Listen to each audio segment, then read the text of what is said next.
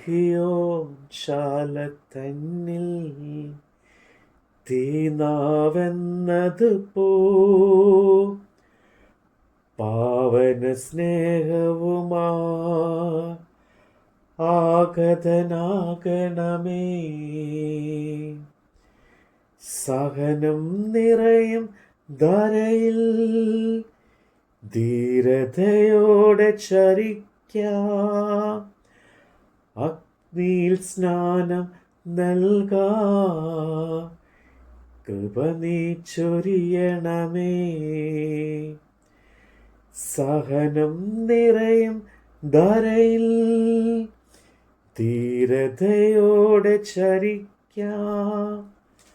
അഗ്നിയിൽ സ്നാനം നൽകാ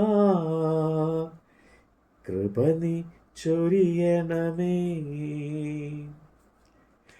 പരിശുദ്ധാത്മാവേ ഞങ്ങളിൽ നിറയണമേ. നിറഞ്ഞു കവിയണമേ. കവിഞ്ഞൊഴുകണമേ. അപ്പോസ്തല പ്രവൃത്തികൾ അധ്യായം 10. കൈസരിയിൽ ഇത്താലിക്ക എന്ന പട്ടാളത്തിൽ കൊർന്നേലിയോസ് എന്നു പേരുള്ള ഒരു ശതാധിപൻ ഉണ്ടായിരുന്നു.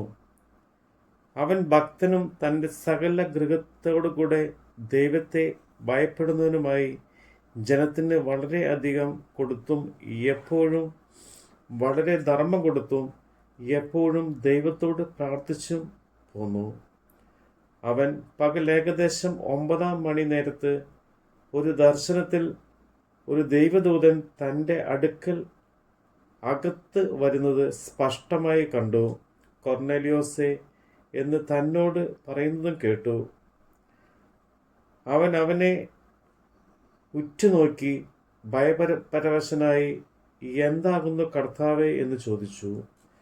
അവൻ അവനോട്, നിന്റെ പ്രാർത്ഥനയും ധർമ്മവും ദൈവത്തിൻ്റെ മുമ്പിൽ എത്തിയിരിക്കുന്നു. ഇപ്പോൾ യോപ്പയിലേക്ക് ആളയച്ച് പത്രോസ് എന്ന് പേരുള്ള ശീമോനെ വരുത്തുക. അവൻ തോൽക്കൊല്ലനായ ശീമോൻ എന്നവനോട് കൂടെ പാർക്കുന്നു. അവൻ്റെ വീട് കടൽപ്പുറത്ത് ആകുന്നു എന്ന് പറഞ്ഞ് അവനോട് സംസാരിച്ച് ദൂതൻ പോയ ശേഷം അവൻ തൻ്റെ വേലക്കാരിൽ 2 പേരെയും തൻ്റെ അടുക്കൽ അകമ്പടി നിൽക്കുന്നവരിൽ ദൈവഭക്തനായൊരു പടയാളിയെ വിളിച്ച് സകലവും വിവരിച്ചു പറഞ്ഞ് യോപ്പയിലേക്ക് അയച്ചു. പിറ്റേന്നാൾ അവർ യാത്ര ചെയ്ത് പട്ടണത്തോട് സമീപിക്കുമ്പോൾ പത്രോസ് 6 മണി നേരത്ത് പ്രാർത്ഥിപ്പാൻ വെൺമാടത്തിൽ കയറി. അവൻ വളരെ വിശന്നിട്ട് ഭക്ഷിപ്പാൻ ആഗ്രഹിച്ചു. അവർ ഒരുക്കുമ്പോഴേക്ക് അവന് ഒരു വിവശത വന്നു.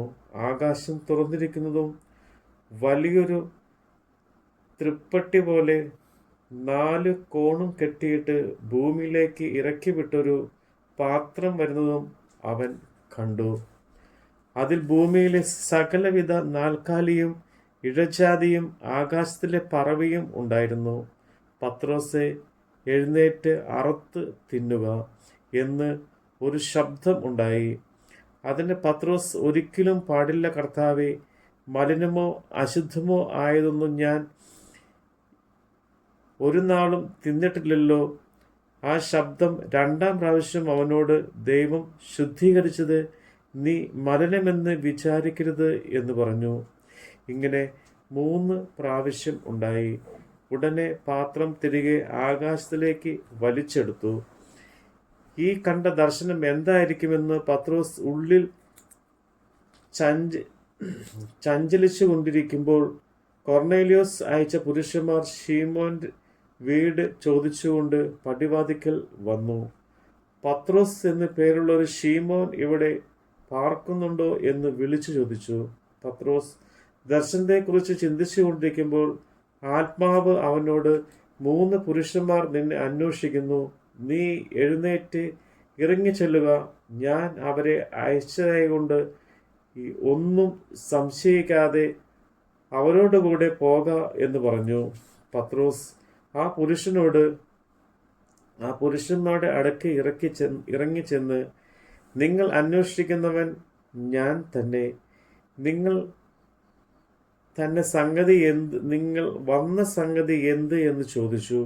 അതിന് അവർ, നീതിമാനും ദൈവഭക്തനും യഹൂദന്മാരുടെ സകല ജാതിയാലും നല്ല സാക്ഷ്യം കൊണ്ടവനും ആയ കൊർന്നേലിയോസ് എന്ന ശതാധിപന് നിന്റെ വീട്ടിൽ വരുത്തി നിന്റെ പ്രസംഗം കേൾക്കണം എന്ന് ഒരു വിശുദ്ധ ദൂതന അരുളപ്പാടുണ്ടായിരിക്കുന്നു എന്ന് പറഞ്ഞു.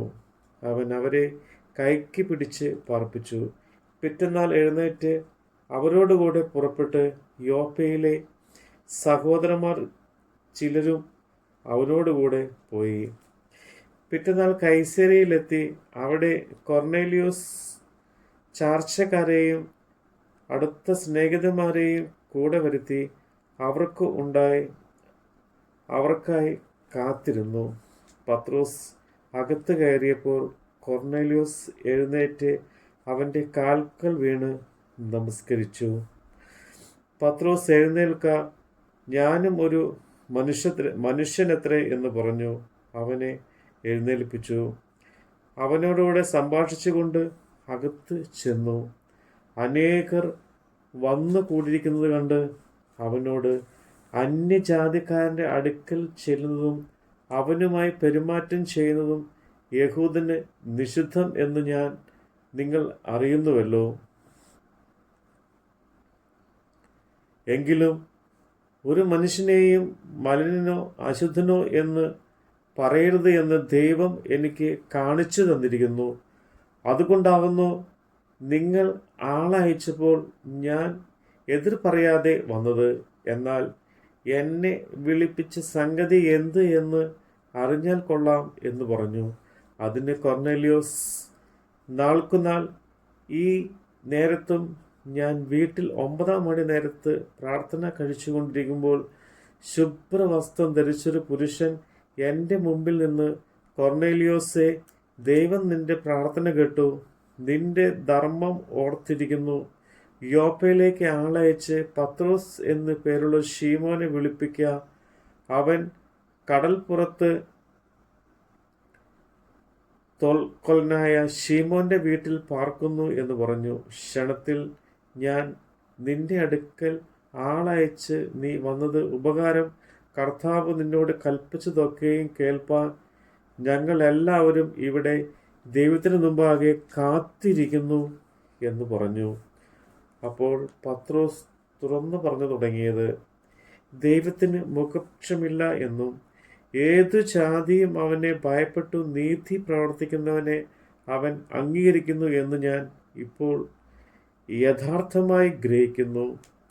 അവരെല്ലാവരുടെയും കർത്താവായ യേശുക്രിസ്തു മൂലം സമാധാനം സുവിശേഷിച്ചുകൊണ്ട് ഇസ്രായേൽ മക്കൾക്ക് അയച്ച വചനം യോഹന്നാൻ പ്രസംഗിച്ച സ്നാനത്തിന് ശേഷം ഗലീലയിൽ തുടങ്ങി യഹൂദിയിലൊക്കെയും ഉണ്ടായ വർത്തമാനം നസ്രാനായ യേശുവിൻ്റെ ദൈവം പരിശുദ്ധാത്മാവിനാലും ശക്തിയാലും അഭിഷേകം ചെയ്തതും ദൈവം അവനോടുകൂടെ ഇരുന്നതുകൊണ്ട് അവൻ നന്മ ചെയ്തും പിശാചു ബാധിച്ചവരൊക്കെയും സൗഖ്യമാക്കിയത് കൊണ്ടും സംഗതി സഞ്ചരിച്ചതുമായ വിവരം തന്നെ നിങ്ങൾ അറിയുന്നുവല്ലോ.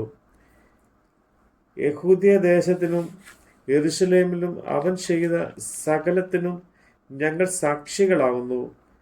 അവനെ അവർ മരത്തിന്മേൽ തൂക്കിക്കൊന്നു. ദൈവം അവനെ 3-ാം നാൾ ഉയർത്തെഴുന്നേൽപ്പിച്ചു.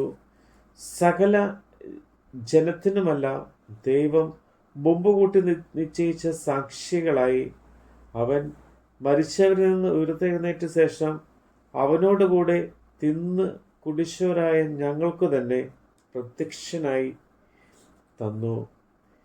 ജീവികൾക്കും മരിച്ചവർക്കും ന്യായാധിപനായി ദൈവത്താൽ നിയമിക്കപ്പെട്ടവർ അവൻ തന്നെ എന്ന് ജനത്തോട് പ്രസംഗിച്ചു സാക്ഷീകരിപ്പാൻ അവൻ ഞങ്ങളോട് കൽപ്പിച്ചു.